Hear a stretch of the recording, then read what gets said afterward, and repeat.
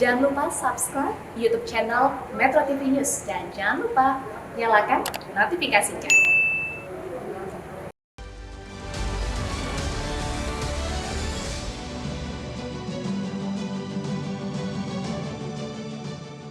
Ketemu lagi di Hot Room, Ibu Eva. Menurut analisa Ibu, apakah perubahan undang-undang narkotika ini menjadi program utama dan bakal goal atau bagaimana?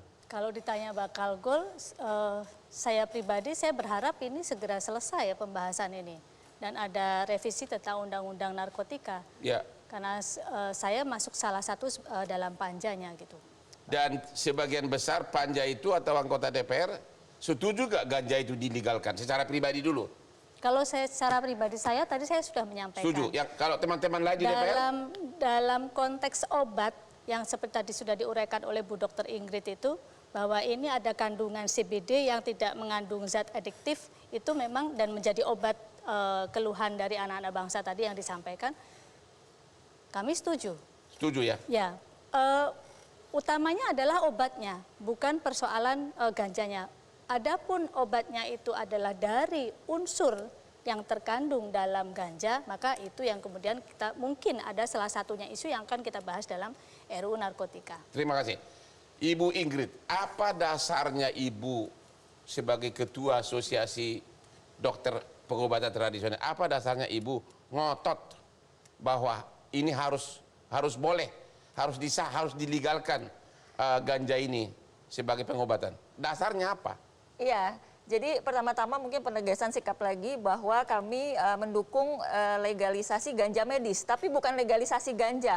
Makanya undang-undang perlu direvisi untuk bisa membedakan mana ganja medis, begitu kan? Kalau saya tahu ini pil, kapsul ini isinya ganja, saya yang tidak sakit saya akan konsumsi terus nanti agar saya fly. Kalau saya mau tripping di diskotik, bagaimana itu? Nah itu makanya regulasi itu harus betul-betul bisa kuat dalam arti bisa meminimalisir penumpang gelap gitu ya, meminimalisir kemungkinan dipakai oleh para pecandu-pecandu begitu.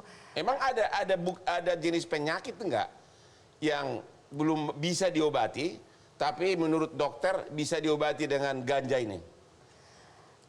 So far memang penelitiannya belum selesai, tetapi potensial untuk HIV/AIDS itu. HIV/AIDS itu potensial, ya, tetapi memang penelitian belum selesai. Kemudian yang sebagai anti kejang pada berbagai penyakit, misalnya epilepsi atau cerebral palsy, itu memang penelitiannya masih terus berlanjut. Tetapi dari penelitian yang ada sampai sekarang ini, itu kelihatan hasilnya baik, begitu ya.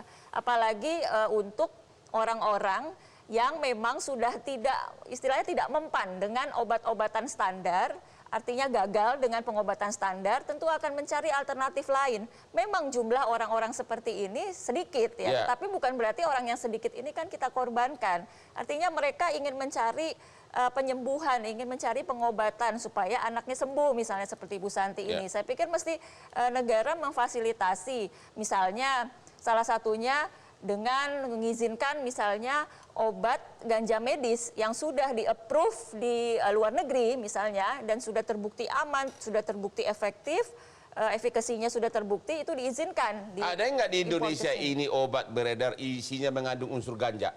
Tidak ada, jadi tidak ada izin terhadap segala macam obat-obat turunan dari ganja, itu tidak boleh masuk Indonesia. Gitu. Obat yang isinya ada ganja tetap nggak boleh, itu juga ilegal? Ilegal. Oke, jadi satu-satunya harus dirubah dulu undang-undang ini? Iya, betul. Jadi menurut pandangan kami untuk orang-orang yang membutuhkan segera secara darurat produk ganja medis untuk pengobatan itu diberikan akses. Kalau sampai nanti undang-undang dirubah untuk keperluan medis boleh, tapi untuk rekreasional nggak boleh, ini bikin penyidik makin banyak kerjaan atau gimana? Pasti. Karena di samping kita melakukan penegakan hukum, kita juga mengantisipasi kegiatan yang di luar undang-undang itu yang dan pasti kalau ada aroma bisnis pasti rakyat Indonesia pasti berduyun-duyun gitu kan. Ini lahan empuk kan. Itulah yang menjadi sisi negatifnya pada saat kalau ini dilegalkan. Ya. Pasti banyak penyimpangan-penyimpangan yang harus benar-benar diatur secara ketat di dalam undang-undang. Ya. Karena apa yang di dalam undang-undang ini ini menjadi payung hukum kami untuk melakukan penindakan atau penegakan hukum terkait dengan tindak pidana narkotika. Dari segi penyidik sudah waktunya nggak dirubah? Dari segi kepolisian, pendapat Bapak, waktunya nggak dirubah sekarang ini? Revisi undang-undang yang diajukan yang kemarin itu adalah untuk yang pertama mengurangi overkapasitas di penjara. Karena banyak yang status pengguna masuknya bukan di panti rehab tapi di lapas atau rutan. Ya. Yang kedua adalah mengantisipasi munculnya new psychoactive substance atau zat psikoaktif baru yang dibuat dari kimia yang mempunyai efek sama dengan zat-zat narkotika atau psikotropika. Ya. Sementara belum diatur di dalam undang-undang, itu yang sedang dimasukkan di dalam undang-undang supaya perkembangan NPS ini bisa kita tekan, tidak menimbulkan efek yang cukup. Bukankah nanti kalau dilegalkan ini untuk medis, penyalahgunaan makin banyak, penjara makin penuh? Jadi memang begini Bang, jenis ganjanya ini kayaknya kembali lagi jenis ganjanya. Dengan tipe marijuana, dengan THC yang cukup tinggi, itu untuk mengekstrak berapa miligram yang bisa digunakan di dalam pengobatan, tidak semua orang bisa melakukan. Sementara masyarakat Indonesia tahunya kalau legal, oh udah saya isep rokok. Itu tidak bisa. Padahal pada saat dia menggunakan narkotika, saya baca di literatur, sekali isep itu kandungan THC-nya 4.000 mg. Padahal untuk pengobatan maksimal hanya 5 mg. Jadi secara dari segi penyidik, Bapak merasa ini kecepatan atau tidak merubah undang-undang ini? Pribadi aja, pribadi. Pribadi saya belum waktunya karena kita belum melakukan riset mendalam. Tapi Ibu menentang, Bapak menentang pendapat Ibu Ingrid ya sama Ibu Eva. Oke. Pak Slamet, dua tokoh wanita ini mengatakan waktunya dirubah. Beliau mengatakan belum waktunya. Bapak sebagai pakar hukum narkotik bagaimana? Iya, undang-undang narkotik itu sudah lama cita-cita untuk dirubah atau untuk direvisi. Mungkin sudah sekitar sejak 7 tahun yang lalu. Salah satunya adalah penafsiran soal pengguna, penyalahguna, penafsiran rehabilitasi, penafsiran jumlah gram-gram tertentu. Itu serba multitafsir di antara para penegak hukum. Baik polisi, jaksa maupun hakim. Itu masih multitafsir. Ini adalah salah satu kenapa Undang-Undang Nomor 35 tahun 2009 harus diganti. Oke, kalau fokus ke sini. Kalau fokus ke ganja, kalau memang diketemukan benar-benar dibutuhkan untuk medis itu harus dengan syarat yang sangat berat. Harus ada peraturan yang sangat berat. Harus ada. Dan menurut Bapak karena belum ada penelitian, apakah terlalu maju DPR sudah bikin undang-undangnya untuk merubah? Yang disampaikan oleh Bu Ingrid itu memang saya cari di beberapa jurnal itu masih belum final. Belum selesai.